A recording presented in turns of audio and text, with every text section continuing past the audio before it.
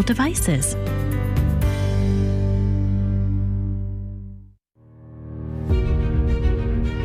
The simple truth, rising up to explore the difficult topics of real life. Join us as we proclaim the good, the true, and the beautiful with the simple truth of Jesus Christ and His holy Catholic Church through Scripture, tradition, and the Catechism. And now, your host, Jim Havens. It is great to be back with you on The Simple Truth, where we proclaim the life-giving reality of Jesus and His Catholic Church. We consecrate everything to the Sacred Heart of Jesus through the Immaculate Heart of Mary and the pure, strong heart of St. Joseph. It is Current Events Wednesday, and our guest today is Terry Beatley. She's a Catholic wife and mother, president of Hosea Initiative, an educational organization focused on changing hearts and minds about abortion. You can find the website by going to hosea4u.org, Hosea, the number 4u.org. She's author of What If We've Been Wrong? Keeping My Promise to America's Abortion King. It's a very important book about Dr. Bernard Nathanson. You can get that book by going to abortionking.com, abortionking.com. Terry Beatley, thank you for being back with us today. How are you? Glad to be back on. Love our topic today. Yes, absolutely. So for everyone to know that Terry also consults political candidates on how life is the winning issue. So that's what we're going to be talking today. Our topic is leading with life. We're going to get into the vote on the so-called Women's Health Protection Act that took place on Monday. Also, Joe Biden's State of the Union address from last night. What can we take away from it all? What do we need to see and understand going forward to be a positive presence in the political process and to be equipped to make an impact in changing hearts and minds as we push forward by God's grace to end abortion, making it illegal in law and unthinkable in culture? Each of us has an important role to play. But first, it's important that we always begin the Current Events Wednesday show by remembering that the biggest current event of all and the number one news story that ought to be reported by all the networks but is going unreported today and every day, and that is the ongoing daily government-sanctioned, government-funded, government-protected mass murder of innocent children in the wombs of their mothers. These are real people being murdered by the thousands today and every day in our nation, which also means the mass exploitation of pregnant moms in need for profit by the lie of abortion. In terms of the loss of human life, we have at least a 9/11 every day in the U.S. Imagine 3,000 of any other category of persons being murdered in a given day in our nation and it going unreported by the media and even mostly ignored by the churches. Imagine if that were happening every day and you begin to understand something of the insane reality in which we find ourselves. According to a July 2020 article in the prestigious peer-reviewed medical journal The Lancet, we have a global death toll from abortion of 73.3 million children annually, which is more than 200,000 preborn children being murdered worldwide every day. It is essential that we put great effort into breaking through our own desensitization to this massive evil. We have to face reality on this and so much more. We must live, proclaim, and push forward the vision that every innocent human being, without exception, has a right to life. Even an atheist still ought to have the basic moral sense to see the evil of killing an innocent child. For those who believe in Jesus and His Catholic Church, we have the additional benefit of crystal clear, authoritative, magisterial teaching on this, which truly gives us absolutely no place to hide in treating those in the womb as any less valuable than us. Catechism of the Catholic Church 2270, quote, "Human life must be respected and protected absolutely from the moment of conception, meaning fertilization. From the first moment of his existence, a human being must be recognized as having the rights of a person, among which is the inviolable right of every innocent human being to life," end of quote. Also, if you've experienced abortion in some way as a mother, father, sibling, grandparent, etc., there are some great people, great resources available to help you in your healing process. We love you. You are not alone. These are available. These people, these sources, these resources are available to you by going to lovewillendchildkilling.com. Click on the healing tab for more information. All right, big opening that we always do here on Wednesday. Terry Beatley, our guest today. And so I wanted to just get your thoughts on it up front. And the topic today is we're talking about leading with life, and you've done political consulting with candidates to lead on life. Look, I just laid out a whole argument there. Why don't we hear politicians just laying it out clearly? We've got the science. It's common sense. People should be able to resonate with this if we have spokespeople that are willing to stand up and proclaim it from the rooftops. First of all, just in general, what is your sense of what is going on in the minds of political candidates and why they don't lead on life more often? Number one, they're scared, but I think they're scared because they don't know how to win with life. Really the answer is they don't know how to win with life, so therefore they're scared, so therefore they water down the message instead of lead with boldness. And I've experienced this firsthand. I've written the book about it, What If Wrong? And watched it so firsthand with the Republican Party telling me to jump through all these different hoops, and if I could get that bad senator defeated in Virginia back in 2011, prove that it really can work, that these issues really can lead, that they would listen. And I jumped through every single hoop. We went above and beyond the call of duty, and it just falls on deaf ears. And so what I realized is that, okay, if the party that claims it's pro-life, okay, the Democrat Party is all for killing babies. The Republican Party claims it has a pro-life position. So I thought, well, if they're not going to lead, then I'll keep moving forward, and eventually the party will follow. Okay, so I don't want this to be a monologue, so I'm going to chop it off right here. Give you opportunity. Let's talk about it. But my answer to your question is they are scared because they do not know how to win. I've proven how you win, and now it's just a matter of time. It must be on God's timetable, because if it was my timetable, they'd all be doing it by now. Mm-hmm. Yeah. All right, great. So we're going to get into some details on this, break all of this open. But first, I do want to follow up on what you're talking about. Feel free to please continue and share with us what exactly did you experience? How did you consult the candidate that you worked with in Virginia? It sounds to me like you won the victory and you were leading with life, and that should have been evidence. Tell us more about this. Yeah, and I'm not going to say, I completely won the whole thing. I don't mean that. But, nor did I work with the candidate, because I actually ended up with a PAC, and the PAC had to be completely separated. But I will say that candidate told me one day, you keep doing what you're doing, and I'm going to stay focused on, jobs and economy. And I just thought it's just ridiculous. So it's like, fine, I'll go it alone, and I'm going to lead on these issues. So what it was is I had already made the promise to Dr. Bernard Nathanson back in on December 1st, 2009 to, and for your listening audience, he was the father of America's industry of abortion. He co-founded the first pro-abortion political action organization called NARAL, Pro-Choice America.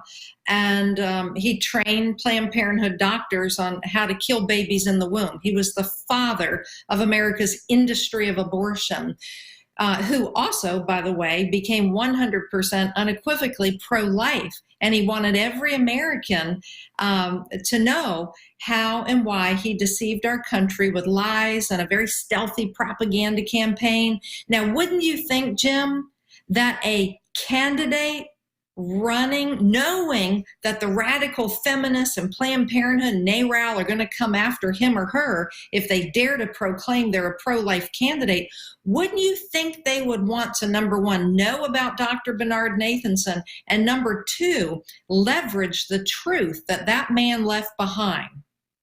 I have not found one candidate yet, well, except for one, and I'm hoping he can win a primary, and then I'll be helping him. But other than that one, not one. I've met with Catholic politicians who were up for re-election in a very heated campaign, very likely that they would lose. And it's almost like spiritual blinders, that this is so much truth that they can't even get close to it. But yet, in the meantime, the other side brazenly, look what they just did on Monday. They had that Senate bill voting on allowing the killing of babies during all 9 months of pregnancy. So here, I want to answer your question with a question. Why is it that the other side can be so bold, so brave in their position to kill babies in the womb? Well, for God's sake, for Christ's sake, why can't the political party and all of its candidates have the same kind of boldness for the sake of life, for the dignity of human life? And so once this light bulb goes off, and I know it will, it's just a matter of time. So going back, so I'd already made the promise to Dr. Nathanson. So I interviewed him on December 1st, 2009. At the end of the interview, I said, Dr. Nathanson, if you have a message for America, tell me what it is. And I promise you, I'll deliver it across our country until it becomes common knowledge or until Roe v. Wade is overturned.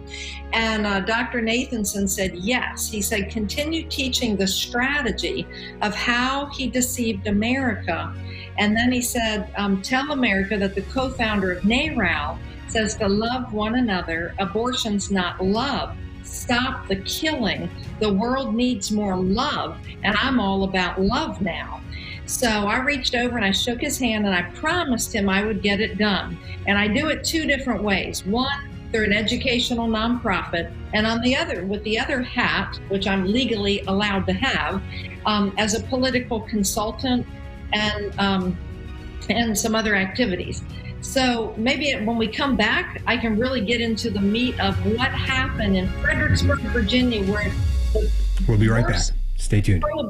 Love really indicates where our values are, where our priorities are, and it shows our true love of God. You mentioned the thermometer of love, Father. In entry 343 of the diary, it begins, true love is measured by the thermometer of suffering. Tune in for Divine Mercy in My Soul every Sunday morning at 11. And catch the encore presentation every Tuesday evening at 8. Jezu ufam Tobie. Jesus, I trust in you. Are you holding on to an old car or truck because you think dealers won't want it? Then consider donating it to the Station of the Cross Catholic Radio Network. This is a great way to turn your unvalued vehicle into a powerful gift for Catholic radio. You'll be taking part in our evangelization efforts to continue spreading Christ's love throughout the world.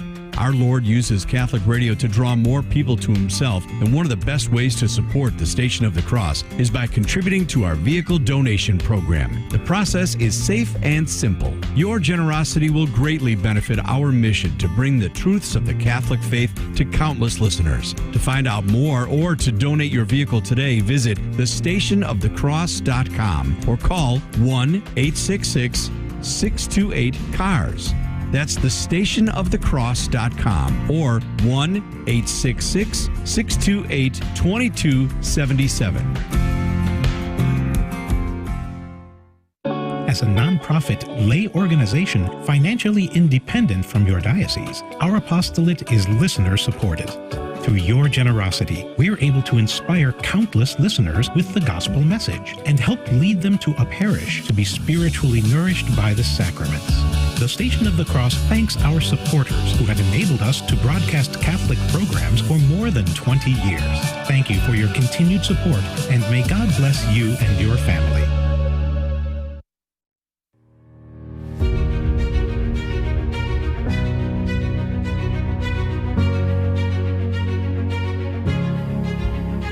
Welcome back to The Simple Truth. Jim Havens here.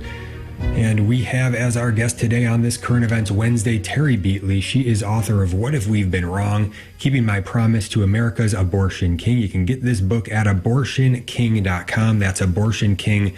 It's all about how, in a rare interview in 2009, Terry accepted the pro-life mantle of Dr. Bernard Nathanson, co-founder of NARAL. She promised to arm Americans with the truth of how he deceived America with the lie that abortion is health care.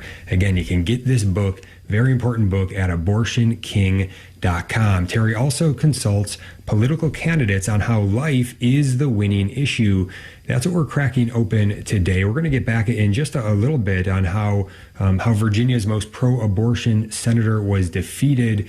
Terry has some experience in that area that is very important to share with us. But first, I want to make sure that everybody does understand what did happen on Monday when the U.S. Senate Majority Leader Chuck Schumer held a vote in the Senate on the nefarious so-called Women's Health Protection Act, which would codify a so-called fundamental right to abortion into federal law. It's been called the abortion lobby's dream legislation.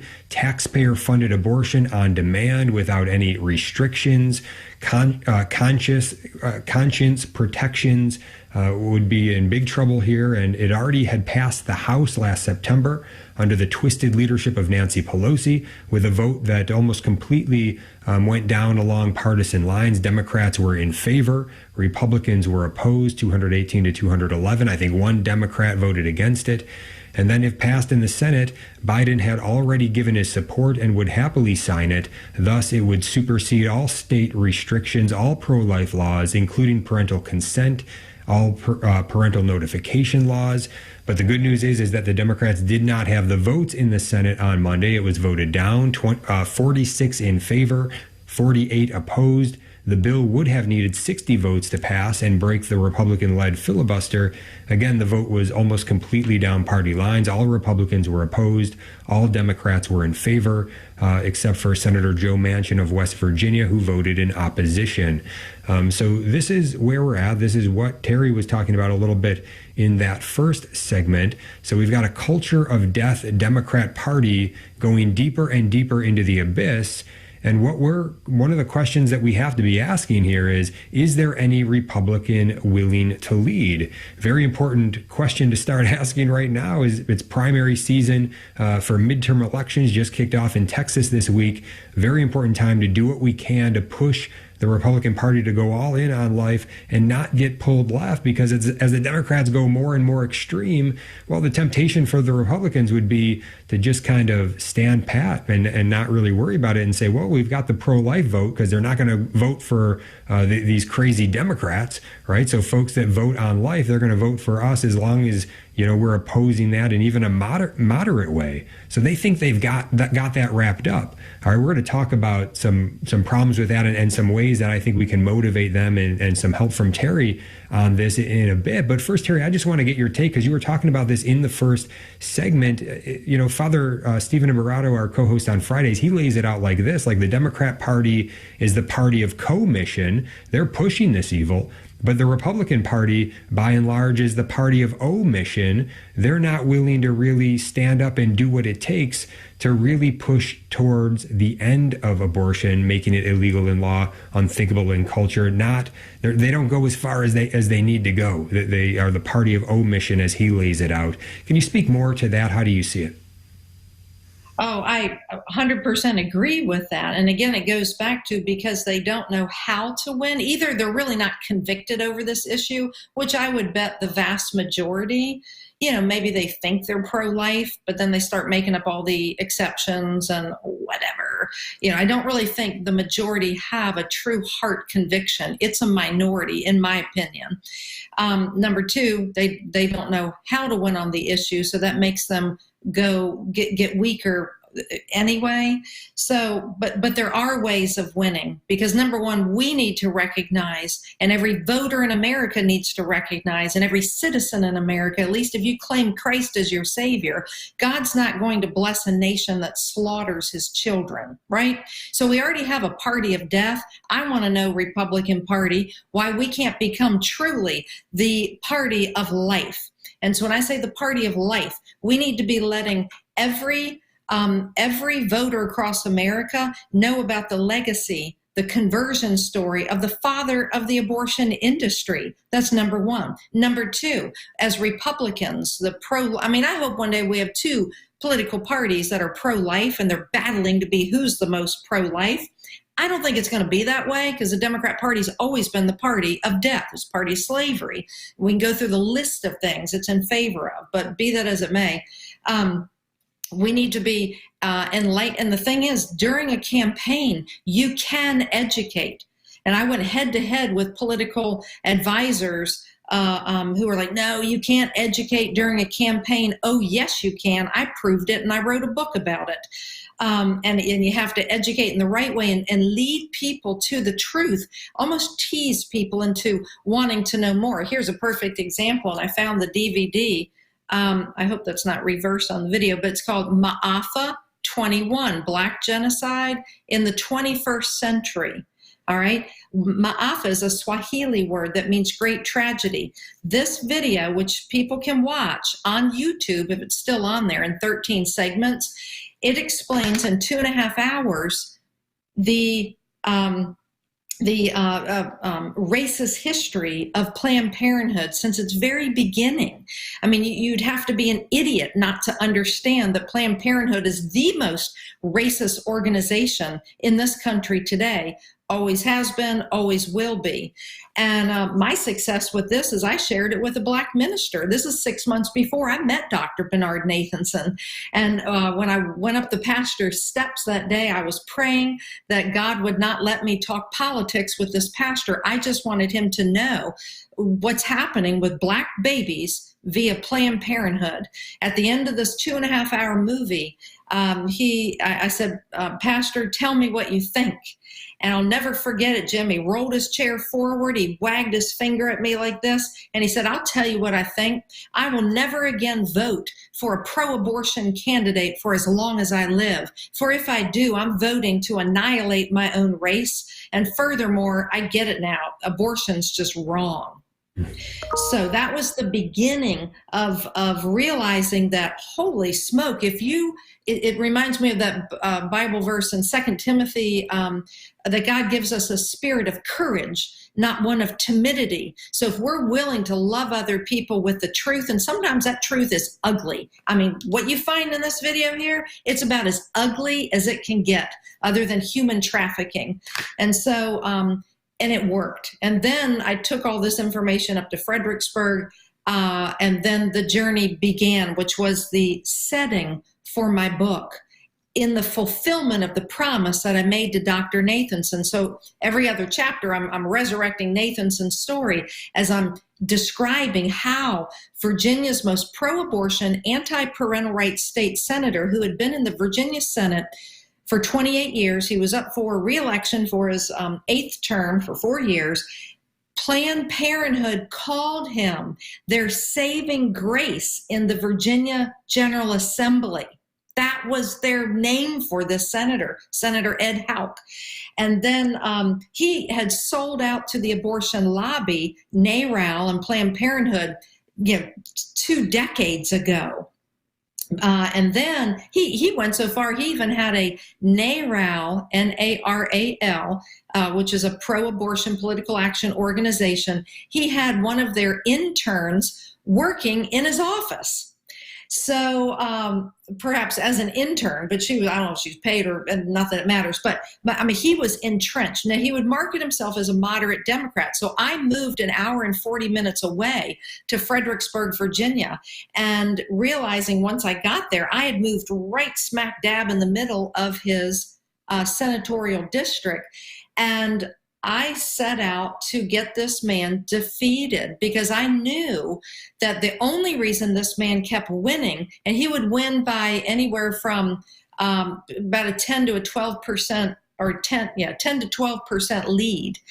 And I knew he was winning because the people, the voters, too many of them just didn't know how this guy, once he smiled and gave him hugs in Fredericksburg, once he went down to the General Assembly in Richmond, Virginia, he was stabbing the parents in their back, because this man had voted against every voted for every bill which would allow minors to have abortions behind their parents' back, to allow minors to take chemical concoctions which would induce abortions. He voted against the Parental Rights Amendment, the referendum, which would codify in Virginia that parents have the right to guide and nurture and educate their children, make those kind of decisions for their children. The list goes on. It was 4 pages, 12 font, double spaced. And so I moved brand new into that area, and it's just like, why does this guy keep winning? So we set out on an educational campaign from January till voting day in November 2011. And this was literally my first step in fulfilling the promise to Dr. Nathanson. And so I connect with the Speaker of the House, Bill Howe, and I tell him the Republican Party keeps losing because we've swept the social moral issues under the rug, and we must be the warriors out there, warriors for the things that grieve the Lord. So the Speaker of the House said, well, Terry, you're going to have to go prove it. And I'm like, well, fine. How do you want me to prove it? And he said, well, look, you need to knock doors in a minority neighborhood. And he said, we'll give you the areas for all this. I'm like, well, that's fine. I'll do that. But I'm going to cover the entire senatorial district. And that's indeed what happened. And just cutting to the chase, by implementing the right tactics, this senator, who always won by 5,000 to 6,000 votes, Jim, suddenly lost by 227 votes, and which is amazing in itself. But the other factor is every Republican candidate who was pro-life, who ran against this man for 7 terms, that man was always a good candidate. But they could never win because they always kept it on jobs and economy. And so the Speaker of the House said, Terry, turn your little ministry, well, back then it was called No Excuse Ministry, and he said, I'll pay, and I'll turn it into a full-blown PAC, and we'll shift $10,000 over to it and go prove to the Republican Party that life and parental rights leads. So long before Virginia's Governor Glenn Youngkin won on the issue of parental rights, mind you, remember it was in Virginia, it was all about parental rights and schools and that. I had already written a book about it, but this is how stubborn the Republican Party is. So after this bad senator was defeated, the good Speaker of the House put me in front of the Republican Party of Virginia chairman, Pat Mullins, who's now deceased, rest his soul, but he smiled, he promised me the moon and back again, did nothing. Then he put me in front of the executive committee director, David Rexroad, promised me the moon and back again, nothing. Then he put me in front of Ed Gillespie, who had been, mind you, the RNC chairman.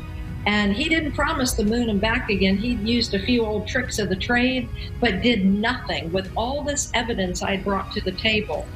So I've never stopped. Life leads. Get the book called abortionking.com. And if you've got a candidate who wants to win on life, do it where it's going to please our Lord and our Lady. Get them in contact with me, Jim. Mm-hmm. Yeah, so much to get to. We're going to get to much more when we get back with Terry Beatley. But get the book, What If We've Been Wrong? Abortionking.com. Abortionking.com. We'll be right back. Stay tuned. This is Life News Radio. I'm Jim Anderson. The unlimited abortion bill that failed Monday in the U.S. Senate would have imposed much more than its proponents suggest. While they say it would simply codify Roe, the bill would have made it illegal to propose pro-life legislation in the U.S. Even the urgent unfolding situation in Ukraine was pushed aside for unlimited abortion. The bill failed 48 to 46. A record 588 cities around the world will see pro-life vigil outside abortion businesses. 40daysforlife.com tells where and how you can be involved. 40 Days volunteers say simply being there to pray also saves lives and changes hearts. Founder and organizer Sean Carney says there's never been a more hopeful, more exciting time to be pro-life. This is Life News Radio. Hey guys, this is Abby Johnson, pro-life activist, and in today's times, it's really important that we are careful when discerning what news we intake every day, and that's why I am always going to lifenews.com to see the stories that are important to me and to get the facts each and every day, and I encourage you to do the same at lifenews.com. Ireland continues embracing unsupervised chemical abortion, allegedly under COVID protocols. The practice abandons women to poor health care in ectopic pregnancies, forced and coerced abortions, hemorrhage, and other problems. Pro-life advocates want Ireland to follow British actions and at least return women to the in-person care of a physician.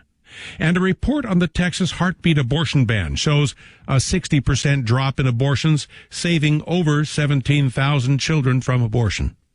For pro-life headlines delivered to your email address daily, sign up at lifenews.com. This has been Life News Radio.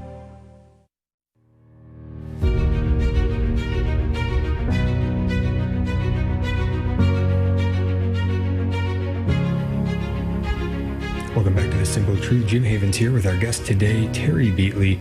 We are talking about various things today, but the main thing is about how Terry consults political candidates on how life is the winning issue.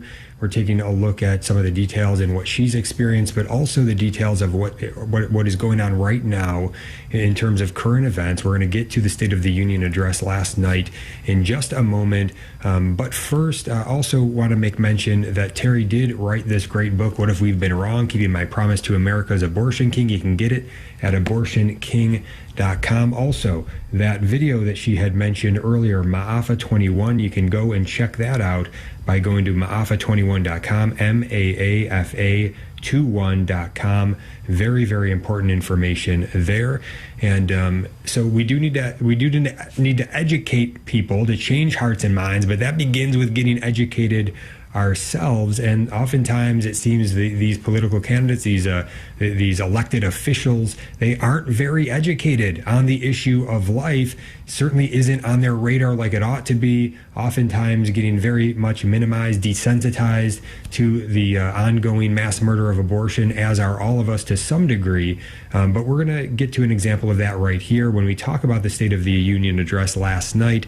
This caught my attention. This was Ted Cruz, a quick clip of him on Hannity right after the address, giving some breakdown of what he thought of Biden's speech there. But, focus on what he's talking about here in saying what Biden did not say. And then think about what Ted Cruz did not say. We're going to get right back on that right after this clip. Here it is, Ted Cruz on Hannity last night. But he denied any and all culpability. And I'll tell you 4 words that I didn't hear at all tonight. I didn't hear crime. He didn't acknowledge the crime rate that is soaring across this country, the murder rate that is soaring across this country because of the Democrats' push to abolish the police. He didn't say the word China even once. It was stunning that China is the greatest geopolitical threat facing the United States, and somehow it didn't make it into the speech. He didn't say Afghanistan. He didn't even acknowledge the disgraceful surrender and retreat that he led. And he didn't say Israel. That was really striking in a State of the Union. I think it was really a disappointing speech. All right, so there's Ted Cruz last night on Hannity. In all fairness, Biden did mention China once. I watched it and I did notice that. But Cruz's point is right. Biden is minimizing important issues. That's what he's talking about there. But Cruz doesn't go far enough, right? Cruz himself is minimizing abortion, not including it in the words that he's even looking for there. And this is just a point of evidence to what we are talking about today, that the Republicans really are the party of omission, not leading on life as they ought to. We need to push them to do so.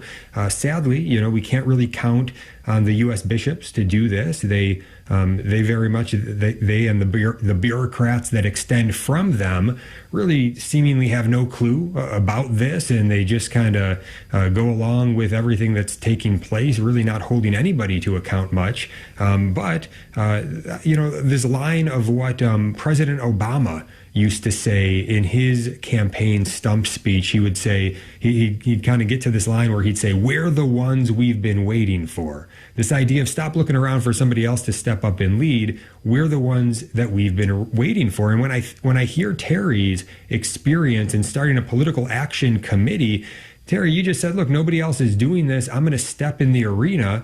I'm going to get a political action committee together, and I'm just going to start educating people on life and trying to do what this candidate's not doing to help him get elected. That's pretty amazing to step back and just see somebody take the reins like that and say, nobody's doing it, I'm going to do it. Anything else that you can share with us along those lines to encourage us that maybe we have more influence at our disposal than we think we do? Well, and that's a great question. I like the way you just said that, because everybody does. You know, you don't even have to buy the DVDs. You can just sit down with somebody and love them with the truth. Open up your, ask them would they watch a 2.5 hour DVD with you. And I promise you, if you're sitting down with a Black American, the second Black minister I sat down with, he was weeping. And I heard him sniffling, and I paused the DVD, Jim, and I looked over. Actually, I write about this in the book, I think in the 4th chapter, and I apologized to him that it was making him so sad. And he said, "No, Terry, these are tears of joy." I'm like, "What? How can you be watching this DVD and it's tears of joy?" And he said, "Yeah." He said, I'm realizing that the Lord is not done with me yet," because he was 63 years old at that time. And he said it was just recently that he had found out that some of his relatives had taken his 14-year-old mother into Washington, D.C. 63 years earlier to have an illegal abortion. And the abortion was performed. And I'm like, "Oh, I'm so sorry." And he said, No. He said, "No." He said, "The Lord had me buried too deeply in my mother's womb. And she came back to Fredericksburg still with child. And it was this Black minister."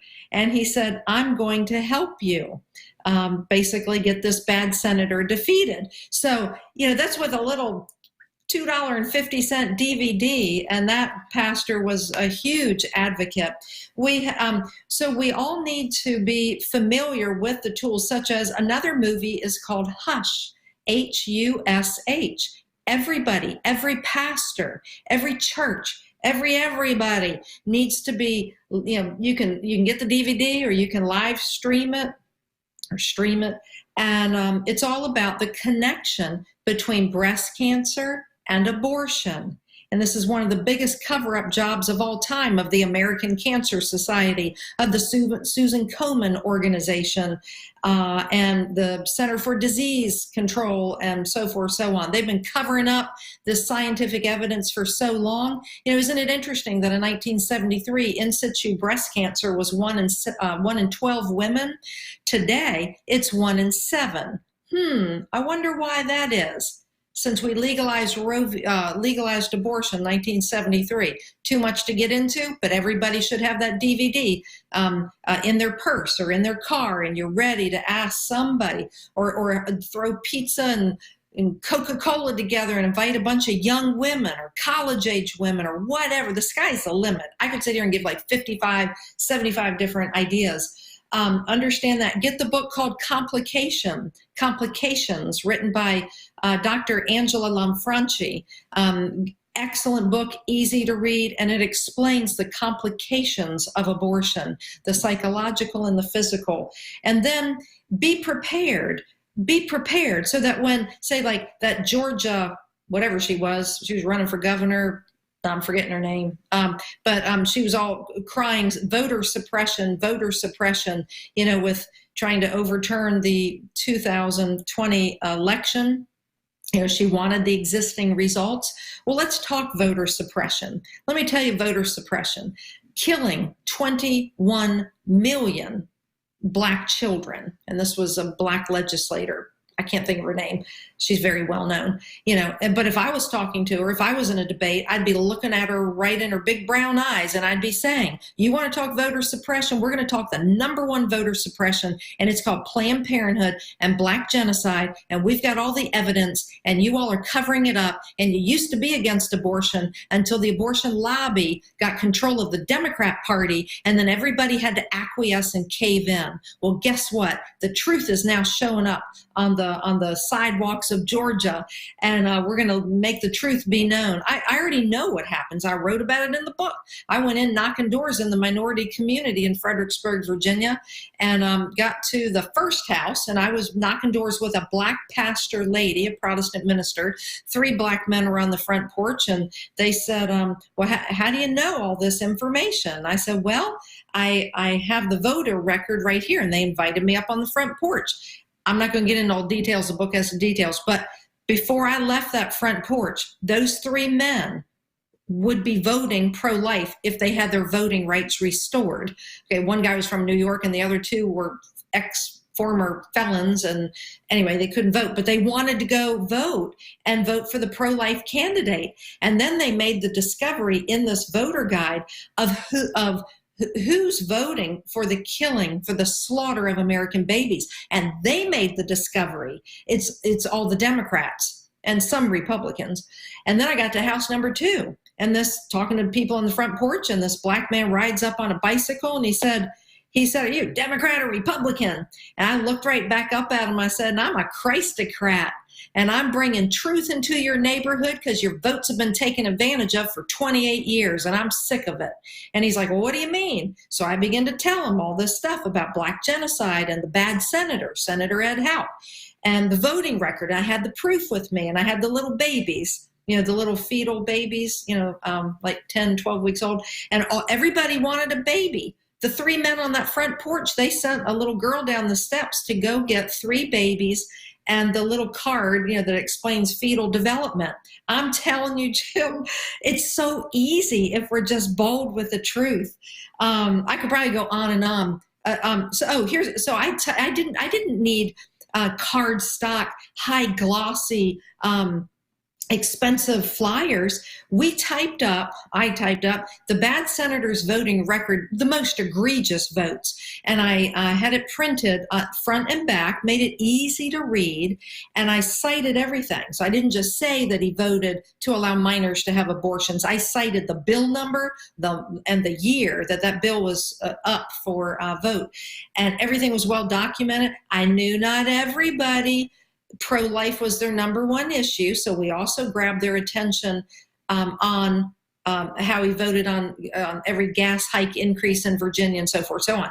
But the other thing, it's the issue of parental rights. We were converting over pro-choice people to our side because nobody wants their parental rights eviscerated, stolen, snuffed out by some politician. And I don't care what color they are. I'm talking Democrat, Republican, Green Party, or doesn't matter. Parents love their children and they don't want their parental rights snuffed out. So as equally as I was promoting life, the bigger issue, it's winning on parental rights. And there's certain ways of doing this. And that this is how I counsel the candidates. And I'm telling you now, we've got to have the spine. If you claim Christ as your savior and you're a candidate, you had better have the spine to win on the issues that grieve God the most. I've already proven that they work and they reap dividends like you would not believe. I want every single one of your listeners today, don't put it off because you're going to forget. I want you to go order the book. If you like ebooks, we got a $9.99 ebook, and you're going to learn so much in that ebook. If you like getting a paperback, which I encourage you because you never know when electronics implode, but get the softback book. We're out of the hardback copybooks. You're going to learn everything and so much more that I just went over. Also, in the appendices, I had Norma Mccorvey, she's the Roe of Roe v. Wade. Her attorneys write an appendix for my book, which because she became pro-life and wanted the Roe v. Wade decision overturned. So her two pro-life attorneys who represented her in 2003, they wrote an appendix in my book. I forget the exact title, but it's basically the 6 erroneous assumptions of the Roe v. Wade court, the 6 bad assumptions that the justices made. And then there's something else in there. And this is a bomb, and everybody should print it. They can copy it right out of the book. And I've got other ways of getting a hard copy too. But it's Norma Mccorvey's affidavit when she made the appeal to the Supreme Court in 2003, 30 years after the Roe v. Wade decision. And she's explaining how she got used and abused by 2 pro-abortion activist attorneys, Sarah Weddington and Linda Coffey, and they used Norma Mccorvey. They got her drunked up on 2 pitchers of beer to get her to agree to be the plaintiff. She didn't even know what an abortion is. She didn't even know that it kills an existing human being. I could go on and on. Get the book. Go to abortionking.com. I will joyfully come back on, Jim, if you want me back on. And let's keep teaching your people. Let's kick people into action. There's so much they can do. Yeah, well, we still have one more segment to go with Terry Beatley, but let me open up the phone lines now. If you have a question or comment and you want to call in today, 1-877-511-5483. That's 1-877-511-5483. And I don't know about you out there, but I would sure love to see Terry in a debate with Stacey Abrams or anyone else in the Democrat Party who's pro-abortion. We'll be right back. Stay tuned. Keep up to date with the shows we bring you each day on the Station of the Cross by viewing our programming grid on our website, thestationofthecross.com, and on our iCatholic Radio app. Just click the menu icon in the top left portion of our app and select the link to our programming grid.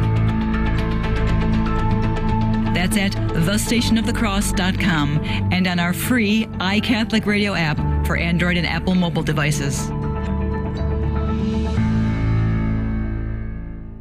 From the Station of the Cross, this is Jesuit Father Robert McTague, host of the Catholic Current, with a 60-second reflection for your Lenten journey. This is Ash Wednesday, the first day of Lent. I want to ask you a question. What is Lent for? Why does the Church in her wisdom give us this season of Lent every year? Lent is an adventure in learning to tell the truth about God and about ourselves. God is holy. We're not. We need to be holy. We can't do that on our own. God offers us special graces during this holy season to find out if anything other than God has power over us. We need to learn that truth and then cry out to God to help us remove those things that hold us back from Him. And then we need to act accordingly. I want to help guide you through Lent. Sign up for these daily reflections delivered to your email inbox each morning by going to thestationofthecross.com and the iCatholic Radio app. Do you love listening to the Station of the Cross on your car radio, but sometimes find yourself driving outside the listening area? Never miss another minute of your favorite show.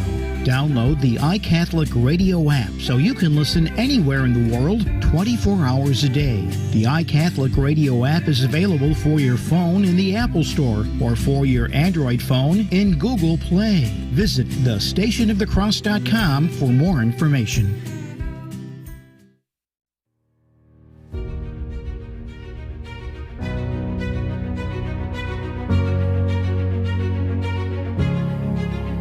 Welcome back to The Simple Truth. Our guest today, Terry Beatley, is with us. She is author of What If We've Been Wrong? Keeping My Promise to America's Abortion King. Very important book. You can get it at abortionking.com. She also consults political candidates on how life is the winning issue. If you want to get a phone call in, now is the time to do it. Any question or comment you have today, 1-877-511-5483. That's 1-877-511-5483. And when you talk about lies that can be exposed when it comes to abortion and the way things are going with the culture of death Democrats, there are some easy ones to put out there. And so you just wonder, why don't these political elected officials or politicians do so? One case in point is to simply talk about the big abortion lobby led by Planned Parenthood and how they're tied in this corruption with the federal government. Look, the big abortion lobby, Planned Parenthood. They support the pro-abortion Dems every election cycle with tens of millions of dollars to help them get elected so they will do their bidding. And then what happens is those same Democrats, as they are elected, they have a cycle in place where now they're elected in power in the federal government. They kick back hundreds of millions of dollars back to Planned Parenthood and these abortion centers. And it's just a cycle that continues where they're just kicking millions and millions back and forth, back and forth. Why doesn't any Republican speak out and expose that? Why don't we put this before the American people and let them know what is going on? Nobody is going to like that. Why isn't it something that everybody knows about? That's just one example. But here's the problem. There is a lack of education for the folks that are voting, but also for the politicians themselves. Here's a piece of evidence to let you know how bad it is. This is a straw poll from CPAC last week, the Conservative Political Action Conference, and they asked their participants from the following list of issue areas, please indicate the top 3 that are the most important to you. And out of over 2,500 folks that voted in this, number 9 was pro-life issues at only 14.5%. So out of these folks that ought to be really the most conservative within the Republican Party, they're not even putting pro-life in their top 3 issues. But if there was a leader who would stand up and lead them and proclaim the truth on it, I'm sure we would see that change very, very quickly. DeSantis spoke at CPAC, didn't mention abortion. Trump spoke at CPAC, didn't mention abortion. To my knowledge, I haven't listened to the whole thing yet, but I did do a search of the text of his speech, didn't find it in there. And so, look, it would be great if these politicians had the conviction and the courage of that conviction to step in and lead to end it and to push forward towards personhood.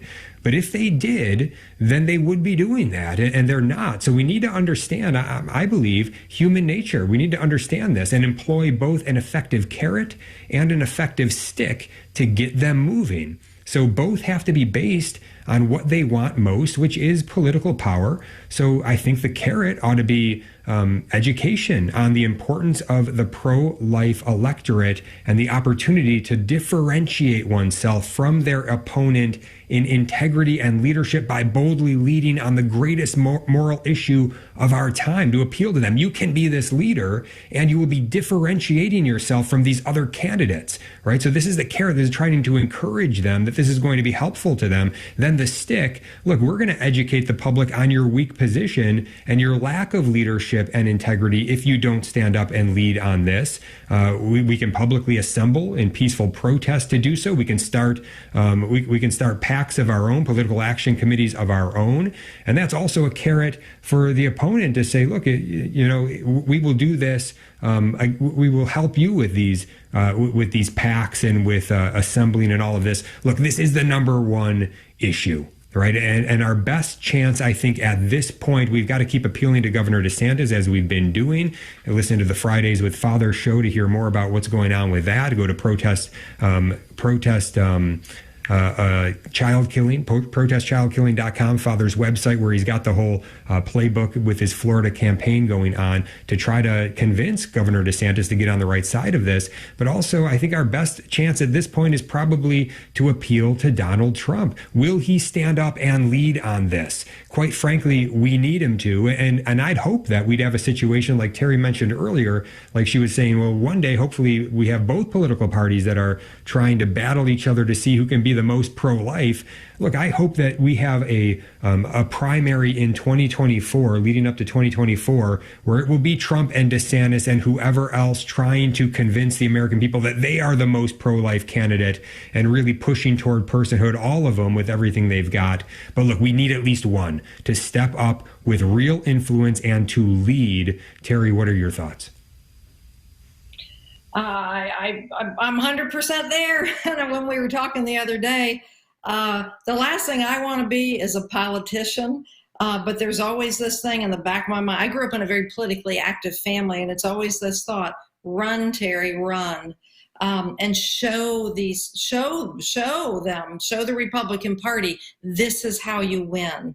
I'm praying I don't have to do that to try to carry it over the finish line. And I'm not trying to sound cocky or presumptuous in that, but it's like, I believe our Lord and Our Lady are going to make this catch on in the most miraculous way. And because all it's going to take is one or two, and people are like, wow, look how bold that person was. I can think of one person right now. He's trying to win his primary, and that's YG Nightstorm in Georgia. I don't know what congressional district he's in. He was actually mine. I still have a PAC. It's called the God Guns Life PAC. It's a federal PAC. YG had been my national spokesman, but he stepped down when he decided to run for the congressional primary. He's running on life. I mean, he's a black man. He lost 2 babies, 2 twin boys to abortion when he and his girlfriend were going to get married, and then they got in some kind of fight, and the girl ran off to the abortion mill and whatever, and then the rest is history. But it wrecked him. It destroyed him. And he's named his twins, and he's reconciled with that former girlfriend. This is like 20 plus years ago. But my point is, if anybody goes and looks at any of his videos, that man is running on life. So my hope is that I can get the God Guns Life PAC funded, and we will be able to back those kinds of candidates. I'll be able to get out as the national spokesman on behalf of Dr. Bernard Nathanson on the life issue. And so I don't go too far down that bunny trail, but there are all sorts of things to be done. I'm just amazed. I gave up on DC, and I wrote a note here, and I'm not going to name names, but there are some well-known and well-run pro-life political action committees, very well known. One of the problems is that once these guys have made it to DC, they think that one pro-life political action organization, they've got the life issue covered. That's it. But let's move on, okay? And that's wrong, because that organization knocks on pro-life doors. They're not per se caring about the door in between. The book that I wrote, I went to the people who I knew they always had been voting pro-choice. It was a fully Democrat area. And we went back on the stats, and we could see that we shifted it. And that was just with, a few months of concentrated effort. What would happen if there was a concentrated year after year educational effort? I already know what the answer is. I remember driving into the neighborhood. Because I had rented a community building, and I write about this in the book, to show the Ma'afa 21 DVD. And I don't go down all the bunny trail stories. Just, it bears so much fruit. Life leads, and God says, my people perish for lack of knowledge. And that's why I started the nonprofit Hosea Initiative for Education. Awesome. Okay? Terry, how can people get a hold of you? How can people get a hold of you, Terry? If you're interested more on the political part, email me at Terry, Terry, at terrybeatley.com. That's BEATLEY.com. Terry at terrybeatley.com. Shoot me an email, and I'm happy to work with you. Mm-hmm. Get the book, What If We've Been Wrong? AbortionKing.com. God bless you. In the book